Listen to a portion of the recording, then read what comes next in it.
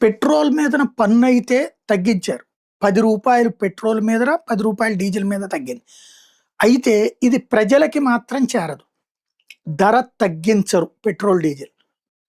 Petroleum కంపెనీలకి నిర్ణయానికి వదిలేశారు. వాళ్ళు తగ్గించరు. ఎందుకంటే గత 20 రోజులు, 21 రోజులు ఇప్పుడు యుద్ధం ఇప్పుడు దాదాపు 23, 24 రోజులు అయిపోయింది. యుద్ధం స్టార్ట్ అయ్యి.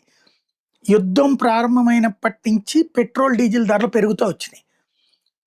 అప్పట్లో $70 ఒక బ్యారెల్. ఇప్పుడు $120. ఈ స్థాయి అంటే $50 భారం పడింది.